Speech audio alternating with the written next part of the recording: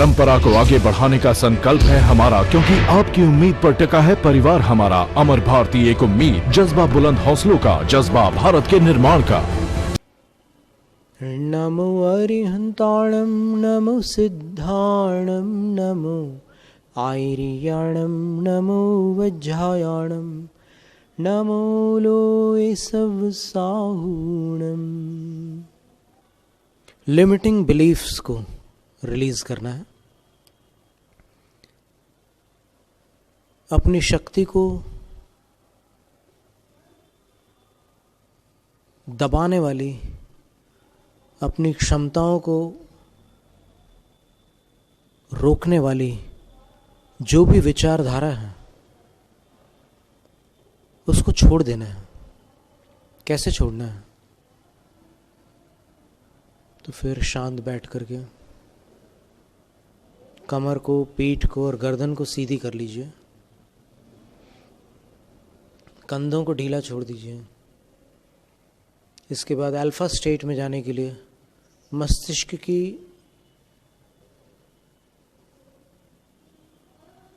शांत तरंग में प्रवेश करने के लिए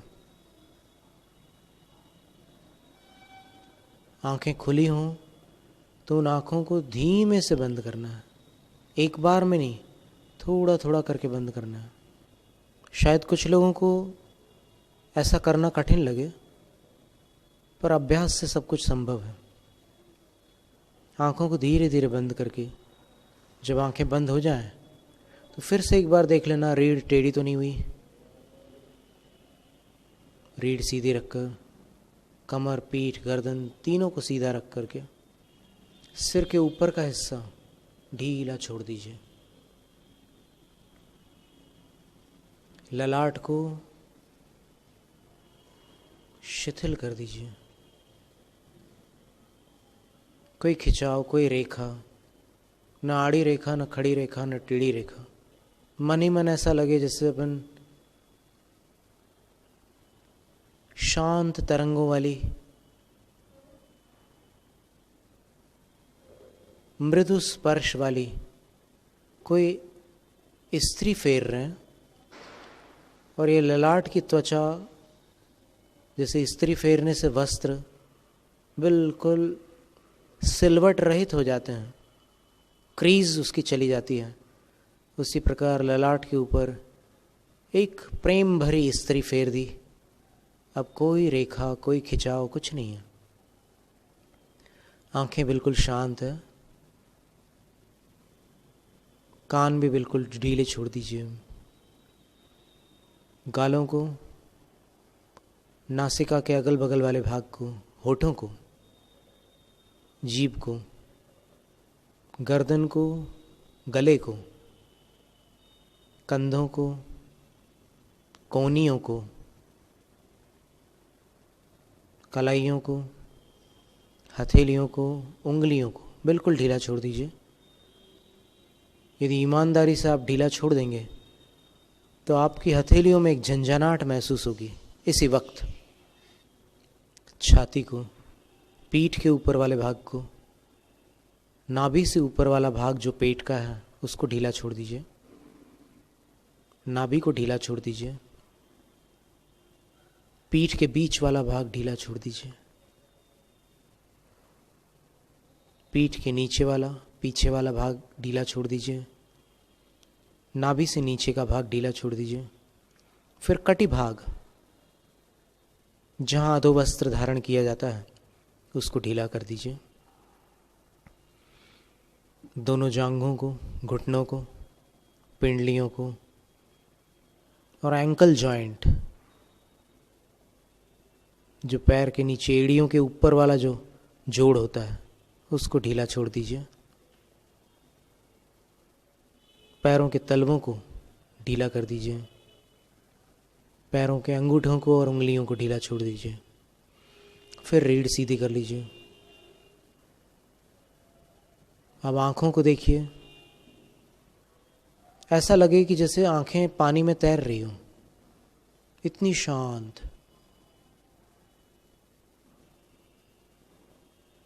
जीभ गले में तैर रही हो। नाभि जहां उसका स्थान है, पेट के उस हिस्से में तैर रही हो।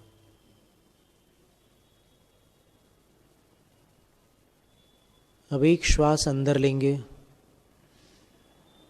रिलैक्स। जितने भी खिंचाव है, जितने भी तनाव है, जितनी भी चिंताएं हैं, जितनी भी नकारात्मकता है, जितने भी घाव हैं, चोटें हैं, ठेस है, सबको ढीला छोड़ देना है सांस अंदर लेकर। और सांस छोड़ते समय रिलीज, उनको बाहर छोड़ देना है।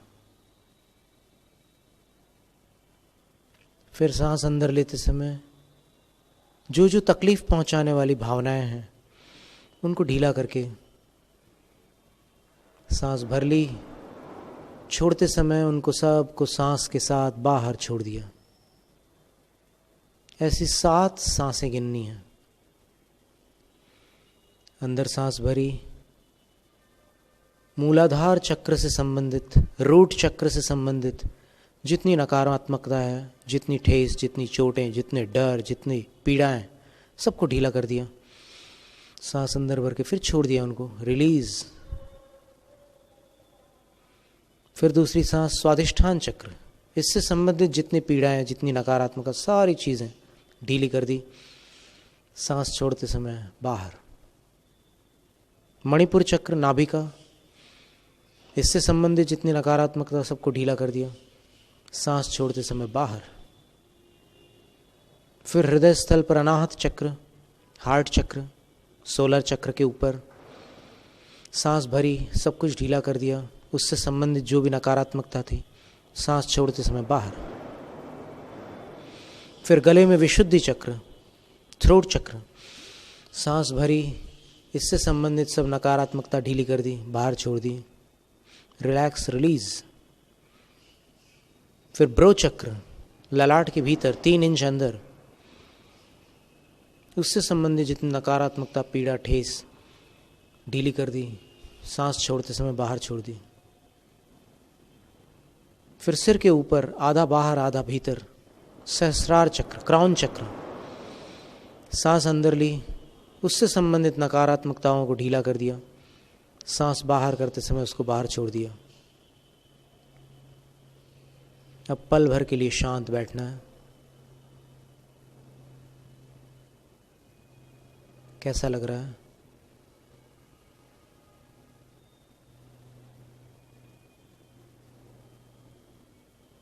शायद अच्छा लग रहा है, मन शांत है। अब अपने भीतर सकारात्मक ऊर्जा को भरने के लिए बाईं हथेली को ऐसे ऊपर कर लेना है। कंधे के स्तर पर हथेली को ऊपर की ओर रखकर इस प्रकार, जो आप स्क्रीन पर देख रहे हैं या फिर आंखों के सामने देख रहे हैं, इस प्रकार हाथ रख लेना है। अगर किसी को ऐसा करने में असुविधा हो तो वो ऐसा भी रख सकता है, कोहनी सीधी करके। अब बाईं हथेली के बीच से एक बार महामंत्र को पढ़कर अथवा ओम को पढ़कर उसकी पवित्र शक्तियों को, उसकी ऊर्जाओं को हथेली के अंदर लेना है। ओम।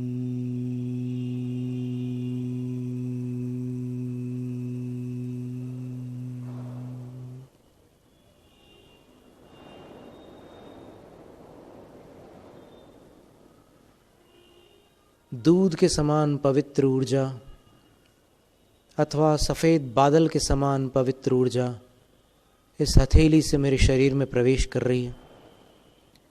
पूरा शरीर उस सफ़ेद ऊर्जा से भर गया है और शरीर के अंदर की जो काली ऊर्जा थी, नकारात्मक ऊर्जा थी, वो अब इस हथेली को धरती के पास 3 इंच ऊपर नीचे की तरफ करके बैठना है और शरीर में श्वेत ऊर्जा भर रही है और हथेली से काली ऊर्जा बाहर जा रही है। और धरती को छूकर वो वर्ण रहित होकर यहाँ वहाँ बिखर रही है, न्यूट्रल हो गई है। अब यहाँ से और सफ़ेद ऊर्जा आ रही है।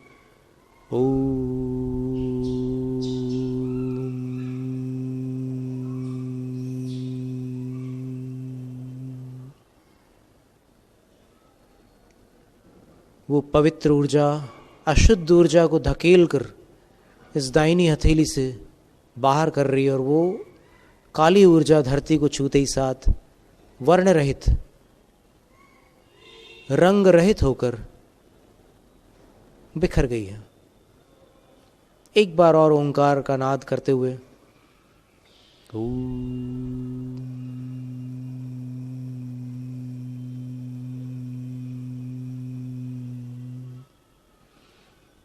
पवित्र ऊर्जा को अपने बाईं हथेली से अंदर लेकर पूरा शुद्धिकरण करके सारी की सारी काली ऊर्जा को दाहिनी हथेली से बाहर धरती के पास छोड़ देना है। धरती को छूते ही वो न्यूट्रल होकर, शून्य होकर बिखर गई और अपन ऊर्जा से भर गए। दोनों हथेलियों को ऐसे मिलाकर हाथ जोड़ लेना है और हाथ जोड़ करके अपने आराध्य का स्मरण करना है, अथवा दोनों आंखों पर हाथ रख करके आंखें धीमे से खोल लेना है। प्रति सप्ताह इस अभ्यास को करने से ऊर्जा का शुद्धिकरण होता है। आभा मंडल में जो अशुद्धियां प्रविष्ट हो जाती, कई बार बस में जाते हैं, कभी रिक्शा में जाते हैं, कभी और किसी गाड़ी में जाना पड़ता है, तो वहाँ अलग अलग तरह के लोग बैठे रहते हैं। उनकी ऊर्जा अपने आभा मंडल में मिश्रित होकर कुछ दिक्कतें पैदा कर सकती हैं। कभी कभी आप बिल्कुल अच्छे भले चंगे होते हैं और फिर अचानक आपको अच्छा नहीं लगता, खराब सा लगने लग जाता है, तो उस समय कोई ऐसी घटना होती है कि किसी ऊर्जा का सम्मिश्रण हो जाता है, और उस सम्मिश्रित ऊर्जा को बाहर करने के लिए बड़ी सुंदर विधि है। समझ में आ गया ना सबको? इस प्रकार से किया जाता है। धरती पर छूना नहीं हाथ को, सिर्फ ऐसे रख कर के इसमें से ओम की सफ़ेद ऊर्जा अंदर लेना है और यहाँ से जो अशुद्ध ऊर्जा अंदर भरी हुई उसको बाहर कर देना है। ऐसी बहुत प्रकार की प्रक्रियाएं हैं जिनसे ये प्रक्रियाएं करके अपन शुद्धिकरण कर सकते हैं। एक बार पहले हमने एक डिस्क मेथड बताई थी। अलग अलग तरह की विधियां हैं, कॉम्बिंग मेथड भी होती है, अलग अलग तरह की विधियां होती है। तो ये शुद्धिकरण उपयोगी है,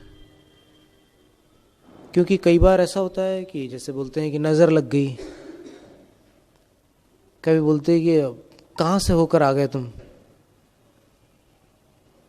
वहाँ जाने के पहले तो बड़े भले चंगे थे, वहाँ से लौट कर बिल्कुल तुम्हारा दिमाग ही पलट गया।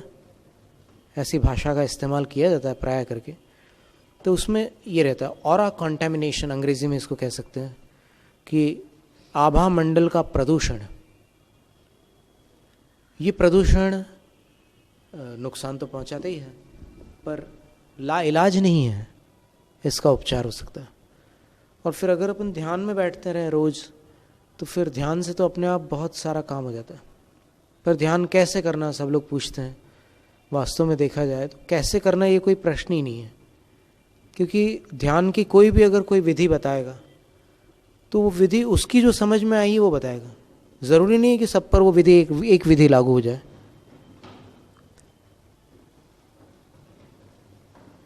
पूना से कोई एक पुस्तक थी, उसमें हमने देखा था कि 100 से ऊपर विधियां दी हुई थी ध्यान की। अब ज़रूरी नहीं कि सारी विधियों में से कोई भी विधि अपने लिए लागू हो जाए, अपने को खुद खोज करना पड़ेगी। वैसे प्राय कहते हैं कि बस हथेलियों को ऊपर रखना, घुटनों को लेवल रखना, ये सारी प्राथमिक स्थितियां बहुत सुंदर है कि आप शरीर को संतुलित बनाकर बैठिए। कैसे? कि आप जब भी बैठो रीढ़ सीधी करके, तो आपको ये ना लगे कि बाईं तरफ वज़न ज़्यादा खिंच रहा है या दाहिनी ओर खिंच रहा है। ये उसकी पहचान है। अगर आप संतुलित बैठेंगे तो आपको लगेगा कि दोनों तरफ बराबर है, एकदम जैसे तराजू उसका वो बीच वाला जो कांटा होता है एकदम ऐसे आ गया सेंटर में, ऐसा लगेगा आपको बैठकर।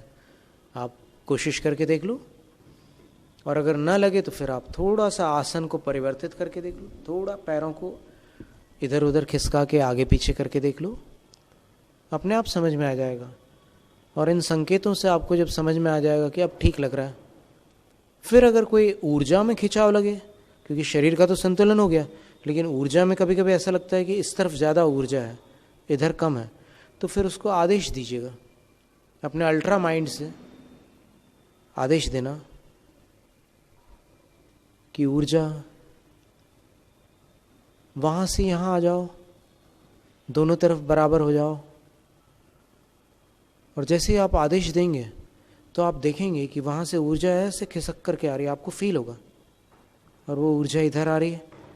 फिर थोड़ा लेफ्ट राइट होने के बाद में फिर वो ऊर्जा ऐसे रुकेगी और आपको लगेगा कि एक स्थिरता आ गई। तब समझना कि ध्यान प्रारंभ करने का समय आ गया, और फिर प्रारंभ कर देना। और प्रारंभ करने में क्या करना है आपको?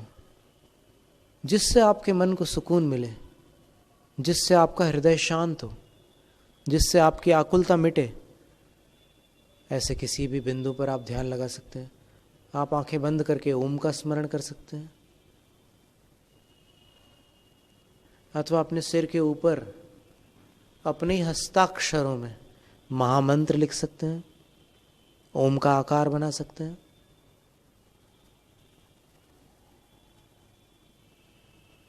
और आकार बन जाने के बाद उसमें से निकलता हुआ प्रकाश महसूस कर सकते हैं, उसकी प्रेम पूर्ण ऊर्जा का एहसास कर सकते हैं, स्पर्श कर सकते हैं। उस ऊर्जा से अपनी आभा को भर लेने से भी शुद्धिकरण हो सकता है, और इस शुद्धिकरण की आज बड़ी आवश्यकता है। अगर सारे लोग शुद्धिकरण करके प्रातःकाल निकलते हैं बाहर काम पर, तो फिर दुनिया शुद्ध लोगों से भरी होगी, और शुद्ध लोगों से भरी होगी तो फिर दुनिया को सुधरने में देर नहीं लगेगी। जिनको बुरी आदतें हैं उनको लगेगा कि अब कुछ देर और इंतज़ार कर लेते हैं, अभी जल्दी नहीं है, बाद में पी लेंगे सिगरेट, बाद में चाय पी लेंगे, जो भी कोई बुरी आदत है उसको बाद में कर लेंगे, ऐसा उनको अपने आप लगेगा। अंदर से ऊर्जा अच्छी होती है तो विचार अच्छे होते हैं, और विचार अच्छे होते हैं तो आदत बदल जाती है। तो इस तरह एक अभ्यास प्रातःकाल किया जा सकता है। एक तो हमने कहा था कि सवेरे उठकर नींद से उठते ही साथ सीधे बैठ जाओ, जब तक कुछ याद ना आ जाए कल का और मन उत्पात न मचाना चालू कर दे, तब तक शांत बैठ जाओ, मूर्ति के समान शांत। अच्छा लगेगा, कोशिश करके देखना। शांति किसको नापसंद है?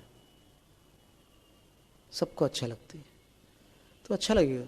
फिर उसके बाद आप और कुछ करना हो तो कर सकते हैं। 24 सेकंड के लिए नमे किंचन, रात को सोने से पहले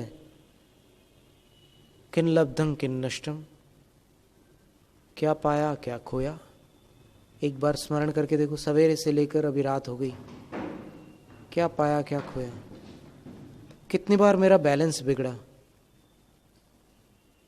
कितनी बार मैं नीचे गिरा, कितनी बार मुझे चोटें लगी। साइकिल सीख रहे हैं, घुटने तो फूटेंगे पर पीछे नहीं हटेंगे, चैंपियन बन के रहेंगे। तो ये अभ्यास, अपने से प्रेम करना है, अपने से नफरत नहीं करना। आज तक अपन ने अपने से नफरत की, क्या मिला? गलतियां सुधारनी है, गलतियां सुधारनी है तो कोसने से नहीं सुधरती गलतियां, मन को समझाने से सुधरती है। तो फिर मन को समझा ले, हे मन कोई बात नहीं, गलती हुई, मैं गलती को प्रोत्साहन नहीं देता, मैं पीठ नहीं थपथपा रहा कि गलती की, बहुत अच्छा किया, गलती के लिए तेरी पीठ नहीं थपथपाऊंगा, लेकिन तू गलती को जीत सकता है। अभी मैं प्रेरणा दूंगा और जब तू जीत लेगा तब जरूर पीठ थपथपाऊंगा, शाबाश बहुत अच्छा काम किया। मन बालकवत होता है, मन को क्या नहीं करना इसका आदेश नहीं दिया जा सकता, क्योंकि मन सिर्फ करना जानता है। नहीं करना जानता ही नहीं। और जितने लोग मन से कहते हैं कि ऐसा नहीं करना वैसा नहीं करना, वो जिंदगी भर नहीं करना में ही लगे रहते हैं और करते रहते हैं, वही करते रहते हैं जो नहीं करना। तो इस प्रकार ये मन को साधने की एक प्रक्रिया है कि मन से लड़ाई नहीं करना है, उसको समझा करके उस पर विजय प्राप्त करनी है। और मन के माध्यम से अपन इंद्रियों को भी जीत सकते हैं, असंभव नहीं है। जैनम जयतु शासनम, जैनम जयतु शासनम, जैनम जयतु शासनम।